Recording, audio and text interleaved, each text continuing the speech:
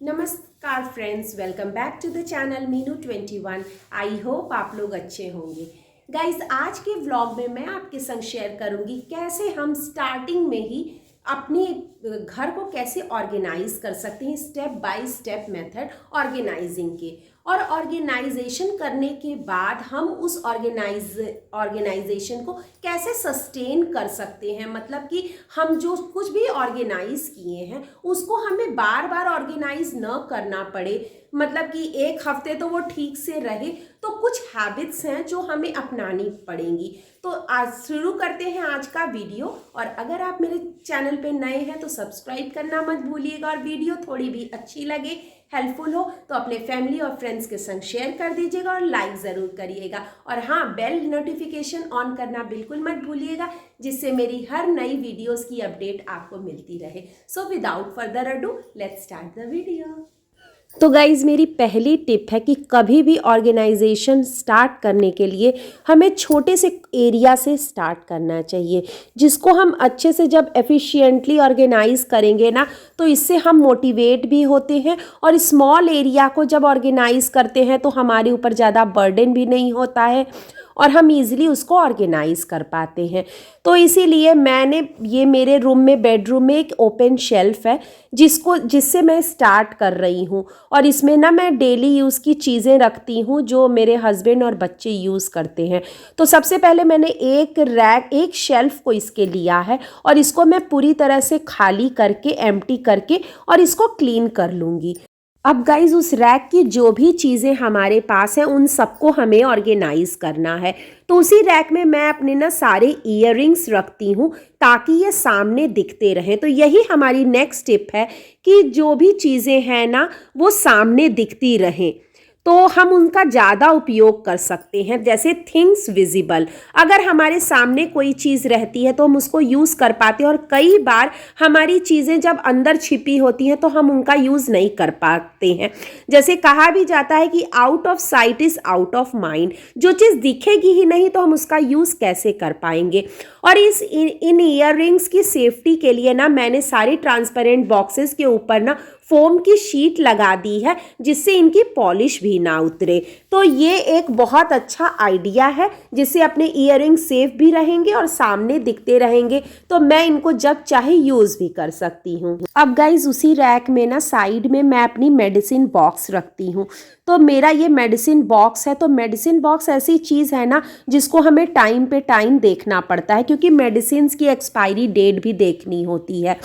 तो मैंने ये एक बड़ा सा, मेरे पास बास्केट पड़ा हुआ था, उसको मैंने लिया है और उसी में मैंने ना सेग्रीगेट करने के लिए अलग अलग ऑर्गेनाइजर्स छोटे छोटे यूज़ किए हैं, ताकि चीज़ें ना अच्छे से सेग्रीगेट हो सके। क्योंकि जब हम मेडिसिन बॉक्स अलग अलग बनाएंगे तो बहुत ज़्यादा स्पेस कवर करेगा। इसीलिए मैंने एक बॉक्स में ना अलग अलग ऑर्गेनाइजर्स रख के सारी चीज़ें एक ही बास्केट में ऑर्गेनाइज कर दी है, ताकि किसी भी तरह की हमें मेडिसिन चाहिए तो हम सीधे इस बास्केट को ओपन करें और हमारा प्रॉब्लम सॉल्व हो जाए। तो इस तरह से करने से ना हमारा स्पेस तो बचता ही है और हमारा टाइम भी यूज़ होता है। और क्योंकि मेडिसिन की एक्सपायरी डेट बहुत इम्पॉर्टेंट होती है, इसीलिए टाइम पे टाइम आपको देखते रहना होगा कि कौन सी दवाइयाँ हमारी एक्सपायर हो गई हैं और किन की डेट बची हुई है।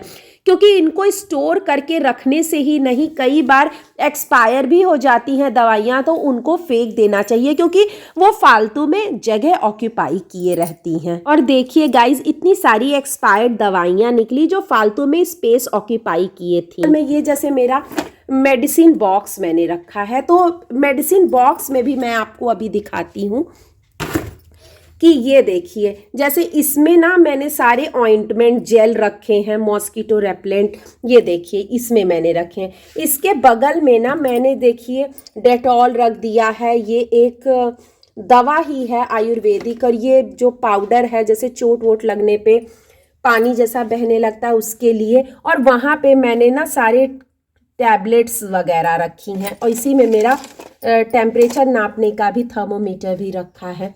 और इधर साइड में ऐसे करके रखने से, सेग्रीगेट करके रखने से ना देखने में तो सुंदर लगता ही है, और ये बहुत ही ज़्यादा हैंडी होता है कि हम कंफ्यूज ना होंगे कि हमें कहाँ क्या चीज़ चाहिए। और ये हमारे डेली यूज़ की चीज़ें जो मेरे हस्बैंड यूज़ करते हैं और बच्चे भी। तो यहाँ पे देखिए उनका आंवला तेल है, बोरो प्लस है, और ये वैसलीन मैंने रख दिया है। तो ये सब चीज़ें जैसे सामने रखने से ना आदमी को ज़्यादा टाइम नहीं लगता है। तो हमारी ऑर्गेनाइजिंग का मेन पर्पस यही होता है कि हमारे समय की भी बचत हो और देखने में हर चीज़ ऑर्गेनाइज जब रहती है ना तो वो सुंदर भी लगती हैं। अब गाइज मैं आ गई अपना ड्रेसिंग एरिया अरेंज करने के लिए, क्योंकि ड्रेसिंग एरिया भी एक वो स्पेस होता है जिसको हम दिन में कई बार यूज़ करते हैं, ओपन करते हैं, और हमेशा सामान इधर उधर पड़ा रह जाता है। और कई बार तो हमारी एक्सपायर्ड चीज़ें हो जाती हैं या फिर हमारी एम्प्टी बॉटल्स हैं, वो फालतू में स्पेस ऑक्यूपाई किए रहती हैं। तो इसको मैं कैसे अरेंज करूँगी, चलिए दिखाते हैं। गाइज हमेशा ना जो सिमिलर आइटम्स हैं उनकी ग्रुपिंग टुगेदर करनी चाहिए। जैसे कि मैंने इस बास्केट में ना अपने ड्रेसिंग एरिया में सारे स्किन केयर प्रोडक्ट्स रखे हैं, जैसे सनस्क्रीन, मॉइस्चराइज़र हो गए, ये सारे, ये मेरा मास्क हो गया। तो जितनी भी मुझे ना स्किन केयर से रिलेटेड चीज़ें हैं मुझे इसी बास्केट में मिल जाएंगी। और जैसे यहाँ पे मैंने सारे किए हैं कि जितने मेरे सीरम्स हो गए वो सब हैं, जैसे अंडर आई हो गया, एलोवेरा जेल हो गया, और ये पीछे देख सकते हैं ये सारे सीरम्स हो गए। तो इनको मैं एक संग करी हूँ। तो ऐसे करने से, जैसे ये एक बास्केट है, इसके अंदर मैंने ना अपने फेस वाइप से रिलेटेड जो मेकअप रिमूवल हो गया, स्किन क्लिनजिंग से रिलेटेड सारा आइटम इस बास्केट में रखा है। देखिए ये मेरा क्लिनजिंग मिल्क हो गया, कभी कभी मैं ऑयल से भी मेकअप रिमूव करती हूँ, और गुलाब जल हो गया, यहाँ पे ये गार्नियर का मिसेलर वाटर हो गया, और यहाँ पे मेरे वाइप्स हैं, कॉटन है। तो सब कुछ एक जगह मैंने रखा है। तो इस तरह से गाइस करने से क्या होता है ना कि जब एक जैसी चीज़ें आप एक संग रखेंगे तो वो देखने में भी अच्छी होती हैं और इजी टू यूज़ भी होती हैं। यहाँ पे देखिए मैंने सारे अपने ईयर रिंग्स रखे हैं जो मैंने आपको पहले ही दिखा चुका है। तो यहाँ से जब भी मुझे चेंज करना हैंडी होता है, ये ओपन शेल्फ है, तो यहाँ पे मैं जब भी मुझे चाहिए होता है, जिस भी ईयर रिंग की ज़रूरत है, मैं यहाँ से ट्रांसपेरेंट बॉक्सेस हैं और इनको मैं ना अंदर फोम की शीट लगा दी है कि उनकी पॉलिश ना उतरे। तो ऐसे मैंने सेग्रीगेट कर दिया। तो गाइज देखिए इतनी सारी चीज़ें हमारी एक्स्ट्रा निकली हैं जो फालतू में स्पेस तो ऑक्यूपाई किए हुई थी, और हमें कन्फ्यूजन भी होता है और हमारा बहुत सारा टाइम भी वेस्ट होता है।